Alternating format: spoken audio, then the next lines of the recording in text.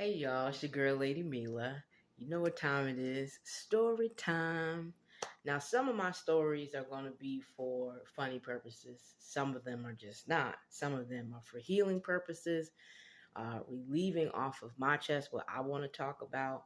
Hopefully, these messages would be listened to by those that need to hear it and those that need that healing and that extra love and affection that we know people need from time to time that they don't necessarily get from the ones that should be giving it to them, such as a parent, family members, things of that nature, good friends.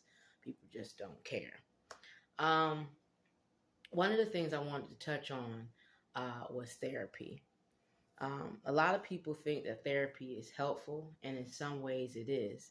When you have someone that's willing to listen to you, your story, when you're speaking, willing to listen with compassion and empathy and caring about your issues, your problems, and actually give you some good advice that's not to, lead you left or right, but to keep you focused.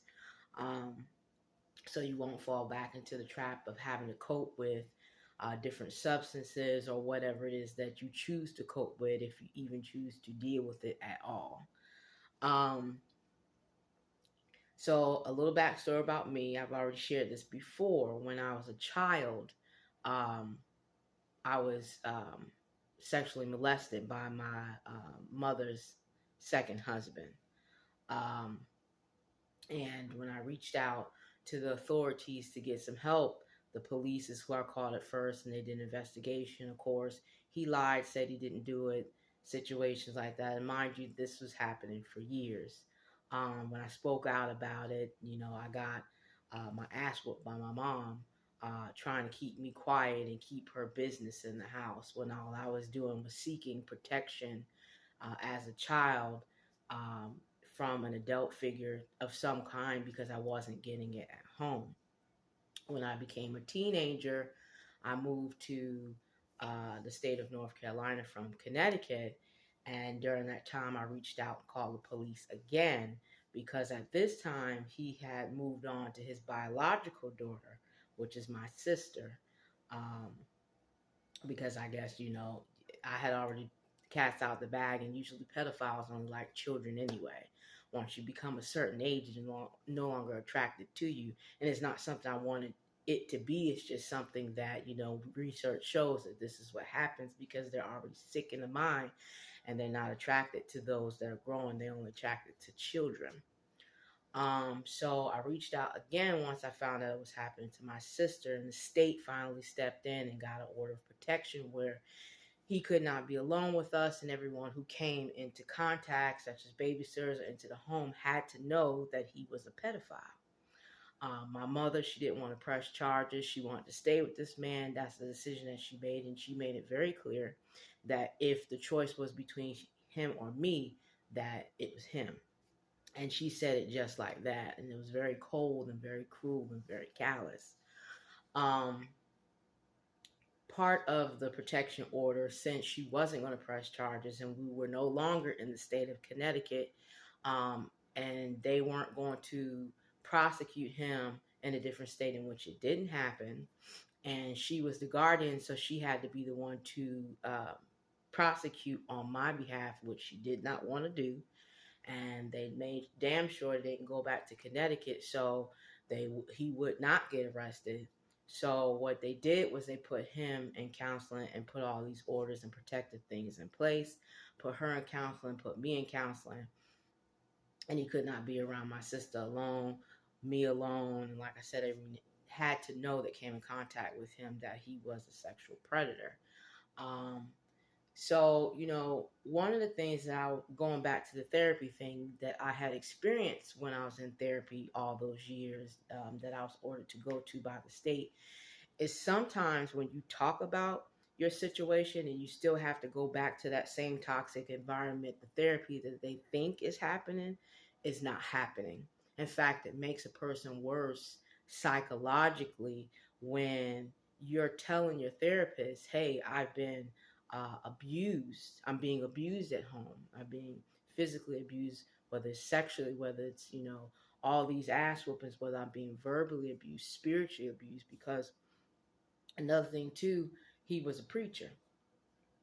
So you brought God into the mix of your whatever it is that your perversion, because some people really look to God and of whatever they call him or call her, and really need that to focus in. You're perverting something that is supposed to be spiritually beautiful, um, and leading us to a better life, a quality of life, and a better understanding of ourselves. But anyway, going to therapy and talking about your situation and then turning around and going back to that same toxic environment was not healthy. If I'm sharing with you that I'm going through abuse at home and you're not taking me out at home, you're not helping to press charges on my behalf so that my abuser, I can get justice from, and you're supposed to be the law in the state to help protect kids and young adults that are in toxic environments. It's defects wherever you go. So, you're dealing with that. So I said all that to say that real therapy begins when you get out of that toxic environment. If you continue to go back to those same people, places, and things that you're trying to heal from, you're not gonna heal. You'll cope. You'll you'll be sliding backwards. It'll take longer for you to get to where you need to get, or you just keep repeating the cycle and learning the same lessons.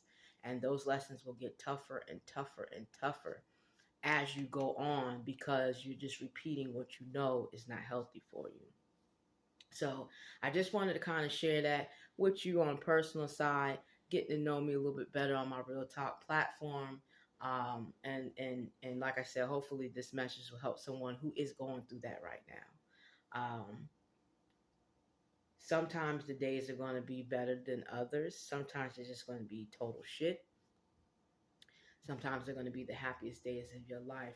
But some of the most happiest days is for me is when I faced my own truth, when I started talking about um, experiences that I had, such as this, on camera, and letting you know it will be okay. And when it's not okay, it's okay not to be okay. Um, when I'm having a bad day, sometimes I would turn to alcohol. Um, Back in the day, I used to do a shit ton of cocaine. And I was running the streets at 4 o'clock in the morning with my nose bleeding, looking for another sack. It wasn't funny. I was all the way fucked up. Um, when I reached out for help, my family members didn't really want anything to do with me because they didn't want to take on my problems, my issues. They didn't want me moving their house and all this other stuff. And only when I ended up going to jail and having to do cold turkey detox did I finally get my shit together. And I have relapsed several times over. But it's just one of those things where and then once you stop once you finally get, thank God I finally got my shit together in that department, but I replaced one habit with overdoing another, such as drinking alcohol.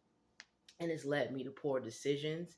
It's led me to go back and forth with my ex when I know my ex and I are not good together. We are, whatever lesson that we were supposed to learn and be together from, I have outgrown it.